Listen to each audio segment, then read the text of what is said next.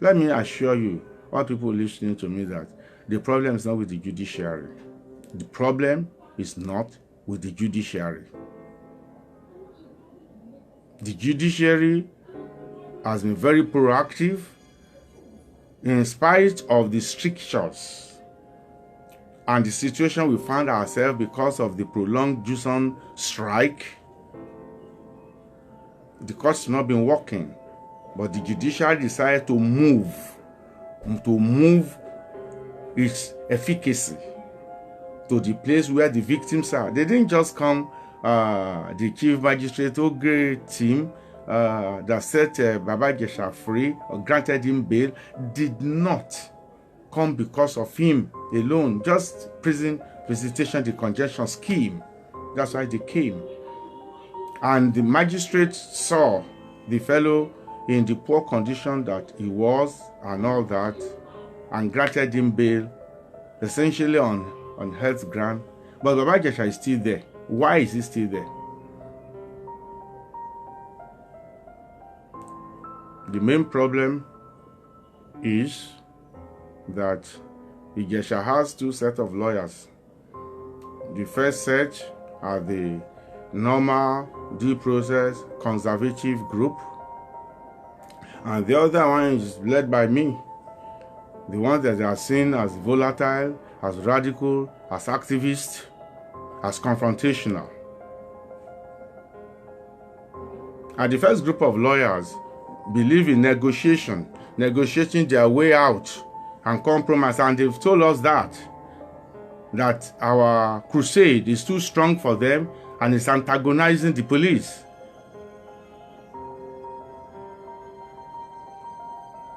And it's not making the police, that the police has been, before we came into the matter, the police has been cooperative. I can't make much, with due respect, I can't make much agreement with that. A person has been in detention for several days, for weeks on end, and he said the police is cooperating. That's their belief. And the police, and I will mention name, that's the D10, as headed by Margaret Igboralu. She's a senior police officer. They call her unit, maybe the gender unit and all that. That she's comfortable with that. As at Tuesday morning, I was there, and I think I made a brief report, and I met her, and she was hostile. She was directing. In fact, the interface was interesting, you know. She came down from her office and then piloted me to where Ijesha is in the general cell, and they brought the man out, and then the man came out looking very morose, very depressed, almost lifeless, just nodding his head and all that. And then the madam was attacking me. A lawyer, you are saying that he's lean, he's emaciated, he's limping. Were we beating him here? As well, I said, it's what I saw. He said, no, he has even, the man has even put on weight in detention. I said, it's what I saw, that I narrated. I never said you people torture him. And he didn't tell me that. And he now said, well, you have to work with a particular lawyer, a colleague of mine. I said, why should I have to work with him? That is the person that she knows. I said, well, from whom did I get the number, the telephone number of this person? We pay proper respect to colleagues, whether they're junior, whether they're senior, whether they're contemporary or not. But our style is not the style of many. Our style is to be engaging, is to be audacious, is to be courageous, and it's not to plead for what is the entitlement of ourselves or of our clients. That's what they term confrontational, and we don't negotiate. And we shouldn't negotiate. And we can't negotiate. And so I asked Ijesha, okay, where are your people? Because at that time, that was around 11 or something, nobody was on ground. And he said, well, he doesn't have their contact, but the phone, but the contacts is the phone. Where's your phone? It's with Madam. It was referring to Margaret Ighodalo, the head. I didn't know her rank, so I wouldn't want to make a mistake about whether she is CSP or DSP or ASP or whatever it is. So no disrespect is meant in that regard. I don't know her rank, but I know she's the head of the gender unit and all that. And so so I said, Madam, this the phone. She helped to get the charger, or another police officer to get the charger to charge the thing. That's where the drama began. So, Madam, want to get contact? I said, well, I need to charge it, all this. But lawyer, why do you say that? We are taking care of this man. This man was throwing up. Somebody has a sensitive stomach. I wouldn't know. What I know, when I saw him, that he was depressed and he was limping. So she went up to her base, and I went back and maintained a vigil for about an hour. When it was like 12:15 or so, or 12:30, I was back with my team in our office. So, Madam, what about the phone? He said, which phone? Phone that is not, is just about 2%. I said, we can even work with that, but for the past 1.5 hours, the issue of this other colleague came up. Is this other person that I know? Is this other person that I know? I said, oh, you are the one now to be determining who to work with and to direct. No. I said, this is not acceptable. This is not acceptable. So she didn't allow us to access anything, and I left.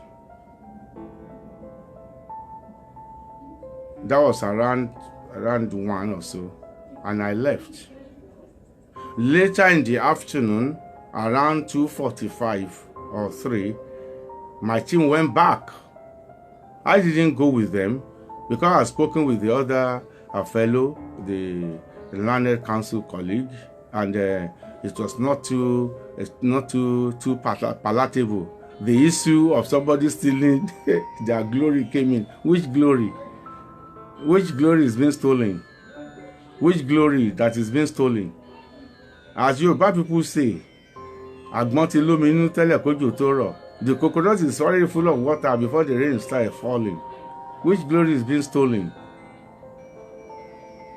So, but my team went back, and then, to our shock, in the office of Margaret Ighodalo, there are issues now being talked about money, about the bail bond needs to be paid and all that, and a lady lawyer was all privy to all that, and they are checking Baba Ijesha's phone and to be seeing whether how much money has accrued there, what money has not come in there, and then being urged. The lady lawyer was urging, and with, of course, Margaret Ighodalo acceding to it, that they should raise the money. That money is going to be paid, that is certified, it is a money that is received, and that is paid. And to make matters worse, when my team interacted with the relatives and supporters of people that were outside, they said, well, we have the video where we have the shorties here, the sibling, the blood relative that the court has said is there. And it was pointed to my team, a lady, and then the person with a level 10 officer, she ran. But I are telling my people, but the bail has to be paid. All efforts at educating them, I say, no, it's not security, this is bail bond, it's money guarantee you sign. They said, no, this is what I said about Baba Ijesha. I challenged the police to refute this. I challenged to refute this. How can we continue like this in this country? And so people who don't know, they will say, oh, it's the judiciary. So the mention was even made that money will be given to the ASR, money will be sent to DPP, and this and that, and that is all this is what is done. Members of the family were telling my team that that's what is done everywhere, and that even at the FCC you pay money, at Alagma you pay. What kind of rubbish? Now, well-wishers, some journalists, well-wishers of Yomi Fabi, of the man detained, who start begging me not to relent. I said, no, let's have it. The gentleman was just looking morose. He's clearly intimidated. He's clearly intimidated. And of course, like the normal Nigerian, the guy is not a fighter. That's what I can surmise. Just looking helplessly on. Just looking helplessly on. And I told his admirers and supporters that, look, how could you begin to fight for a weakling? So people say, oh, maybe it's not the judiciary. Some people will say, the opponents of Baba Ijesha, they are very powerful. They have pressed button. Nobody pressed button. The situation is, I've told you. And I'm speaking with all felicity. Somebody may think we are running them down. Well, that's your business. The truth of what I've said. All these things happened. All this happened. How can you be monetizing bail? And lawyers will be acceding to that. How can you be acceding? How can you accede to the monetization of bail? The burden that the magistrate has not imposed.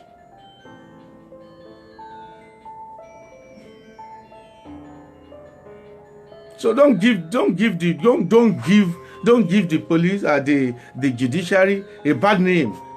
I've said it in my first broadcast that kudos to Chief Magistrate Tony Ogre.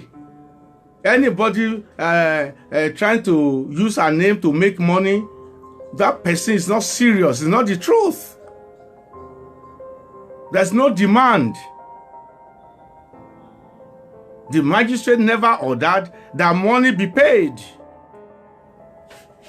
And my personal integrity is involved, and I need to speak up because all the press, no, is Baba Ijesha lawyer, is Baba Ijesha lawyer, is Baba, is he no, what is happening?